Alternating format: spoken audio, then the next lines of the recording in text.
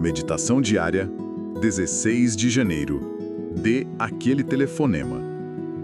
Temíamos que, se alguma vez revelássemos como éramos de fato, certamente seríamos rejeitados. Mas nossos companheiros com certeza nos compreendem. Texto básico, página 36. Precisamos de nossos companheiros de NA, de sua experiência, amizade, riso, orientação e muito, muito mais. Mesmo assim, muitos de nós hesitam em ligar para nossos padrinhos, madrinhas ou visitar amigos de NA. Não queremos nos impor a eles. Pensamos em telefonar para alguém, mas não nos sentimos merecedores de seu tempo. Tememos que, caso venham a nos conhecer de verdade, nos rejeitarão. Esquecemos que nossos companheiros de NA são exatamente iguais a nós. Não há nada que tenhamos feito, nenhum lugar onde tenhamos ido ou sentimentos que tivemos com que outros adictos em recuperação não sejam capazes de se identificar. Quanto mais deixarmos que os outros nos conheçam, mais iremos ouvir.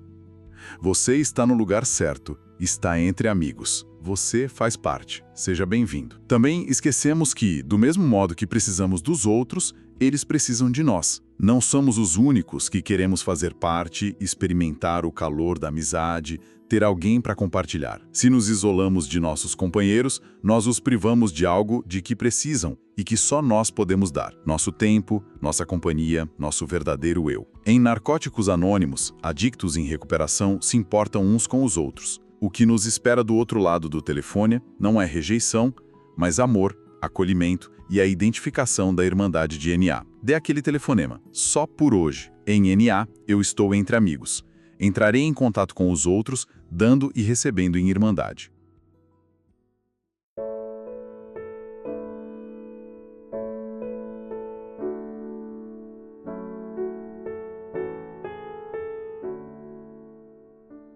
Bom, vamos mergulhar um pouco nessa leitura.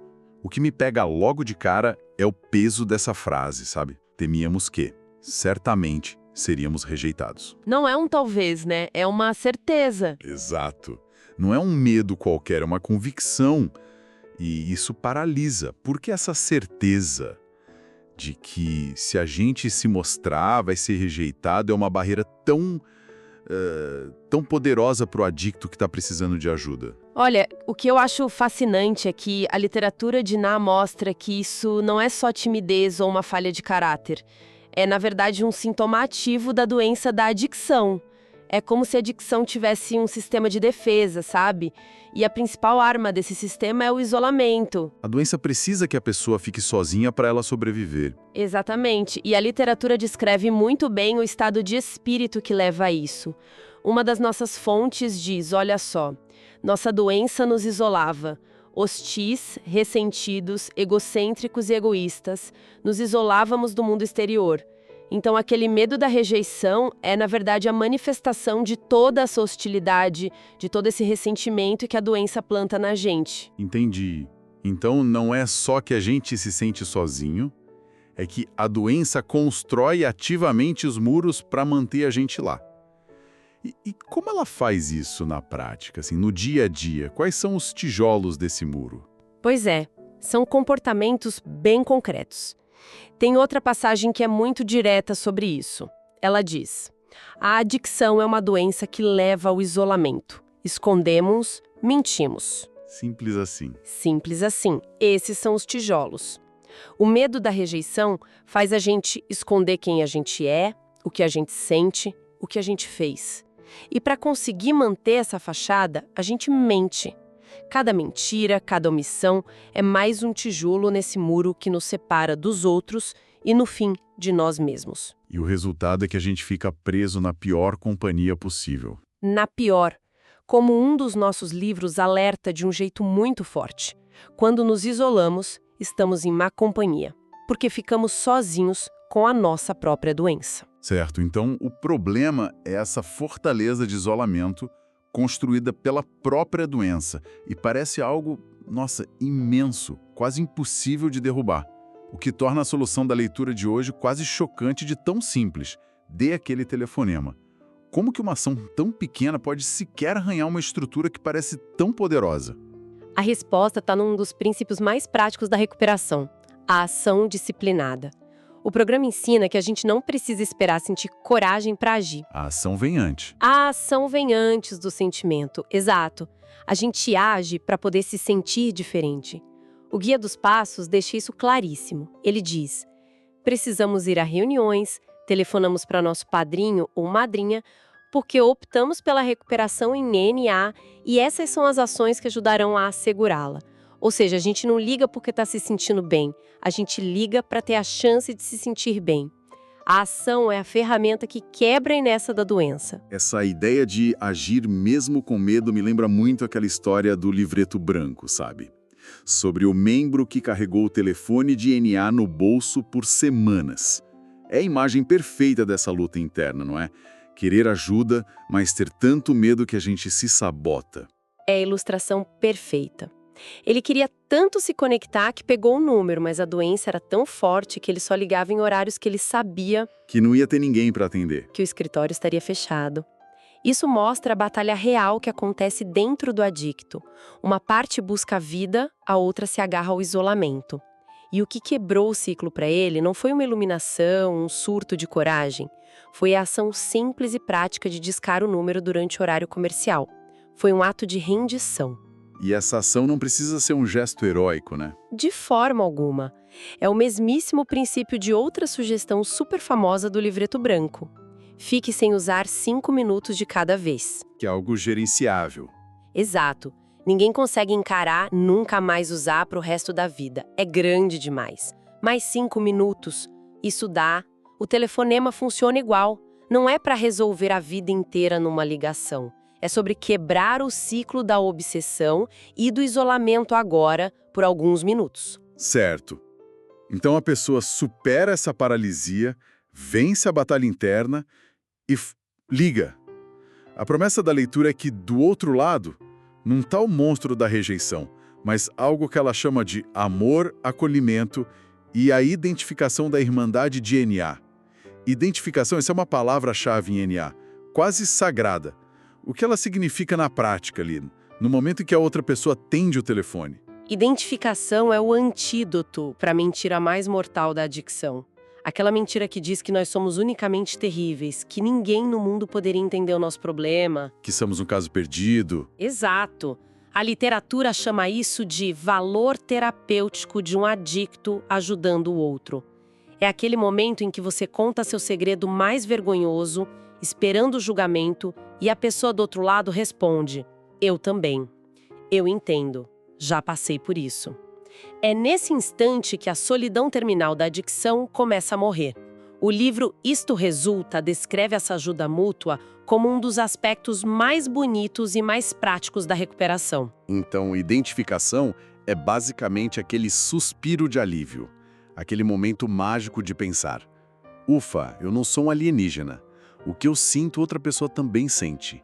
E ela sobreviveu. É isso que quebra o feitiço do isolamento. É exatamente isso, você capturou a essência. É a prova viva de que a recuperação é possível. A literatura só por hoje explica que em NA, o adicto encontraria desde o início toda a identificação necessária para se convencer de que podia ficar limpo, através do exemplo de outros adictos. A gente vê no outro que é possível. Pois é. Quando um adicto ouve a própria história na voz de outra pessoa, a mentira do eu sou o único se desfaz. É por isso que tanta gente descreve a chegada em NA com uma sensação tão forte. O livro Isto Resulta usa uma analogia linda para isso. Diz que é como chegar a casa. Chegar a casa. Nossa. Sim. Depois de anos se sentindo um estranho em todo lugar, você finalmente encontra um lugar onde é entendido, sem precisar se explicar. Isso me leva ao que, para mim, é o ponto mais contra-intuitivo e, honestamente, o mais revolucionário da meditação de hoje. É a virada de chave total. Do mesmo modo que precisamos dos outros, eles precisam de nós. Isso vai contra tudo que um recém-chegado sente. Ele chega se sentindo um fardo, um problema, um sugador de energia, sabe? A última coisa que ele imagina é que tem algo de valor a oferecer. E essa é a grande descoberta de que a recuperação é uma via de mão dupla. Dar e receber não são coisas separadas, são a mesma coisa. O recém-chegado, com toda a sua dor, sua confusão, seu desespero, ele é o recurso mais valioso da Irmandade. Ele é a força vital. Por quê? Como assim? Porque ele lembra todo mundo na sala do que eles são. Ele lembra ao membro com 10 anos de recuperação da dor da qual foi libertado. O livro Só por Hoje explica isso de um jeito brilhante. A dádiva da recuperação cresce quando compartilho. Ah, claro. Não é como um bolo que diminui quando você dá um pedaço. É como uma chama. Quando você usa sua vela para acender a de outra pessoa, a luz não diminui, ela dobra. Mas na prática, como é que a minha dor, o meu caos, de quem mal ficou 24 horas limpo, pode de fato ajudar alguém que parece estar tão bem, com anos de recuperação? Parece lógico. É porque a experiência do recém-chegado é a mensagem mais pura e poderosa que existe em NA.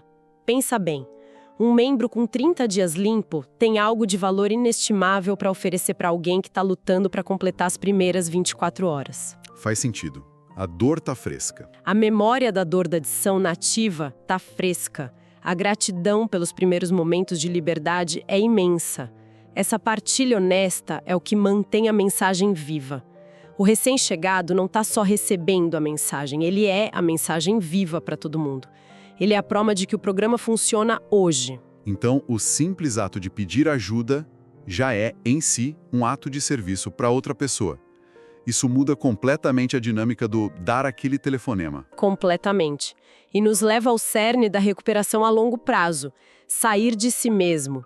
A adição é uma doença de auto-obsessão. Nosso universo é eu, meu, mim. Foco total no próprio umbigo. Total. O ato de servir, que pode ser algo simples, como atender o telefone, ou até mesmo ser aquele que liga, nos tira desse foco.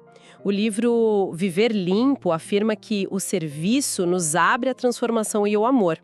Ao estender a mão para pedir ajuda, o recém-chegado está, na verdade, dando ao outro membro a oportunidade de praticar o 12º passo, de doar o que recebeu e, com isso, fortalecer a própria recuperação. Uau! Então o ciclo é este. O medo nos isola, a ação nos conecta, a identificação nos cura e a reciprocidade nos dá um propósito. Aquele telefonema que parecia um ato de desespero, de egoísmo, de tomar o tempo de alguém, na verdade é um convite para entrar nessa corrente. É o primeiro passo para deixar de ser um problema e começar a fazer parte da solução. Exatamente. Dar aquele telefonema não é o fim da história, é o começo. É a porta de entrada para a prática do que a meditação conclui de forma tão bonita, o dar e receber em irmandade. A discussão de hoje nos lembra que um simples telefonema pode ser a ponte que nos tira da ilha do isolamento e nos conecta ao continente da irmandade. A meditação nos convida a superar o medo da rejeição com a prática da conexão. A reflexão que fica é: qual é a menor ação, hoje, que pode transformar o medo em um ato de irmandade, não só para quem busca ajuda, mas também para quem a oferece? Queridos ouvintes, ficamos por aqui. Lembrem-se, mais será revelado. Tamo junto, só por hoje, funciona.